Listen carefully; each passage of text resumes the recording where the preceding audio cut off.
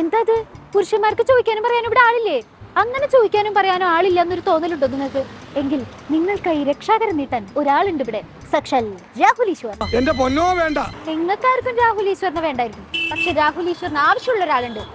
ഇവിടെ മറ്റേ രാഹുലേട്ടായിക്ക് അതിജീവിതേന 1 വീതം 3 നേരം എന്നുള്ള പോലെ അപമാനിക്കുകയും രാഹുലേട്ടായിയുടെ അവകാശങ്ങൾ സംരക്ഷിക്കുകയും ചെയ്യുക എന്നുള്ളതാണ് എന്നിൽ നിക്ഷിപ്തമായിരിക്കുന്ന കർത്തവ്യം എന്ന് പറഞ്ഞു നടക്കുന്ന രാഹുൽ ഈശ്വർ. ആ രാഹുൽ മാങ്കൂട്ടത്തിൽ എന്ന് പറയുന്ന പയ്യന് മാന്യതയും മര്യാദയും ഉള്ളതുകൊണ്ടാണ് അവൻ ഇത് പറയാത്തത്.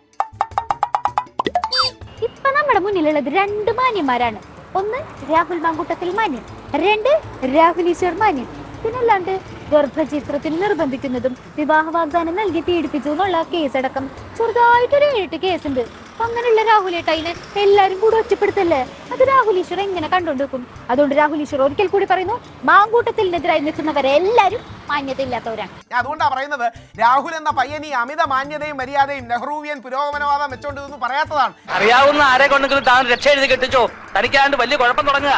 ഞാനത് പച്ചയ്ക്ക് പറയുന്നതിന്റെ കാര്യം ഇതാണ് സത്യം എന്നുള്ളത് കൊണ്ടാണ്. ഓയ് മാന്യ, ഇങ്ങനെ അതിജീവിതനെ അപമാനിക്കാനാണ് പ്ലാൻ എന്നുണ്ടെങ്കിൽ പണി വരുന്ന വഴി അറിയില്ല കേട്ടോ. ഉളുപ്പില്ലെങ്കിലും കുറച്ച് മാനുഷിക പരിഗണനെങ്കിലും ആവാട്ടോ. അതിജീവിതയുടെ മാന്യത അളക്കാൻ രാഹുൽ ഇല്ല, ഞാൻ അത് അനുവദിക്കില്ല ഈ ചർച്ചയിൽ. അതിജീവിതയുടെ മാന്യത അളക്കാൻ രാഹുൽ ഈശ്വർ ആരാണ്? രാഹുൽ ഈശ്വർ തരണ്ടാന്ന് തന്നെയാണ്. അയ്യോ അങ്ങനെ പറഞ്ഞൂടാ, പിന്നെ ഞാൻ എന്തിനു വന്ന? തരണ്ടാന്ന് തന്നെയാണ്. അതിജീവിതനെ അപമാനിക്കാൻ 24 അവസരം തന്നില്ല. പുരുഷന്റെ അവകാശങ്ങളെ എല്ലാരും കൂടെ ഞെക്കിക്കൊല്ലുന്നേ. ഞാൻ പറയുന്നതിൽ ഒരു വരിയോ ഒരു കുത്തോ കോമയോ തെറ്റുണ്ടെങ്കിൽ ബഹുമാനപ്പെട്ട കേരള പോലീസും കേരള മുഖ്യമന്ത്രിയും രാഹുൽ ഈശ്വറിനെ അറസ്റ്റ് ചെയ്യണം.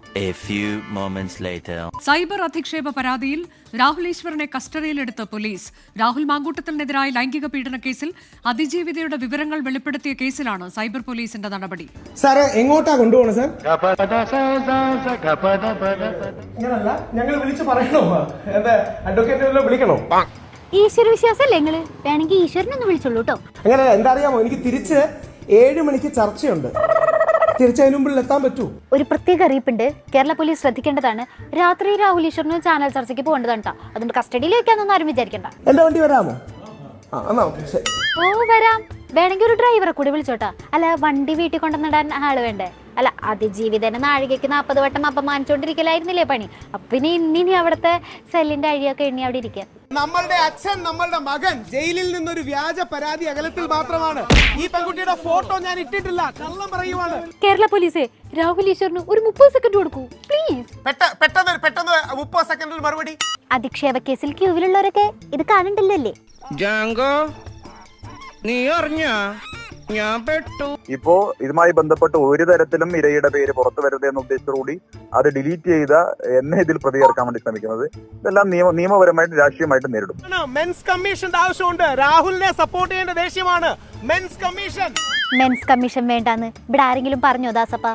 സ്വന്തമായി ചെയ്ത തെറ്റ് ഇതുവരെ മനസ്സിലാക്കാത്ത ഇതിനെ എന്തു പറഞ്ഞ് മനസ്സിലാക്കോ എന്തോ.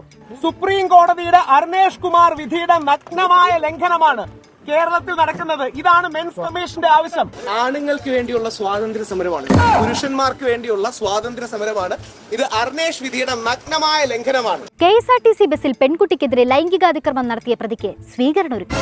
ആ പ്രതി ജയിലിൽ നിന്ന് ഇറങ്ങുമ്പോ മാലയിട്ട് സ്വീകരിക്കുക. ഒരു യുവ MLA ഒരു യുവതിയെ വിവാഹ വാഗ്ദാനം നൽകി പീഡിപ്പിച്ച് ഗർഭിണിയാക്കി ഗർഭചിത്രത്തിന് നിർബന്ധിച്ചു എന്ന ആരോപണം വരുമ്പോ ആ MLAയെ ദിവ്യപുരുഷനാക്കാനും അതിജീവിതയെ അപമാനിക്കാനും അഹോരാത്രം കഷ്ടപ്പെടുന്ന എന്തോരം സ്വാതന്ത്ര്യ സമരങ്ങൾ നയിച്ച ധീരപുരുഷനാണ് അദ്ദേഹം. പെട്ടെന്ന് 30 സെക്കൻഡിൽ മറുപടി. എന്റെ പൊന്നോ വേണ്ട. കസ്റ്റഡിയിലെടുത്തപ്പോ ചില പ്രത്യേകതരം സ്വാതന്ത്ര്യ സമരങ്ങൾക്ക് വേണ്ടിയിട്ടുള്ള മൂപ്പരുടെ പോരാട്ടം അവസാനിപ്പിക്കുന്നു വിചാരിച്ചല്ലേ? തെറ്റി.